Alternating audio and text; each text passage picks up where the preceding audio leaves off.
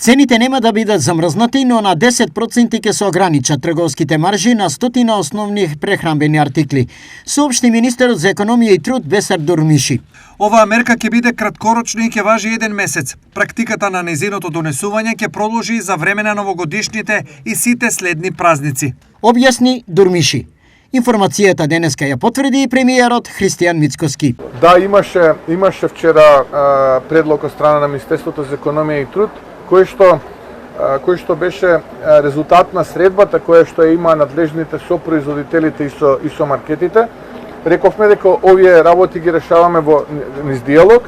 Беше постигнат договор и истото тоа ќе биде веќе на следната владина седница во вторник закачено. Вчера не беше поради, би рекол, определени технички причини, но сакаме да ги помине и оние филтри како што се Генерален колегиум и Комисија за економски систем и веќе очекувам на следната владина седница во вторник да биде на дневен ред. Законот за нефер трговски практики треба да стапи на сила на крајот од овој месец, но на прашањето дали тој ќе биде пролонгиран по барање на трговците, Мицковски со следнава изјава. Нема. И ве молам да упатите тоа прашање до нив, да дадат конечен став што да правиме. Еве, ние од нив чекаме како влада што да правиме.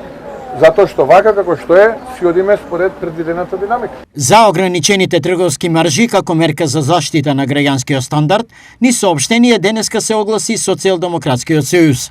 Намалувањето на маржите само на околу 100 производи не е никакво конкретно решение, нити ќе има сериозен ефект на намалувањето на цените. После мачкањето очи на граѓаните со намалувањето на цените за фломастерите и моливите, откако започна учебната година, ова е нова манипулација без никаков ефект, која има за цел само кратко да го смири гневот на јавност. Стои во соопштението на Социјалдемократскиот сојуз.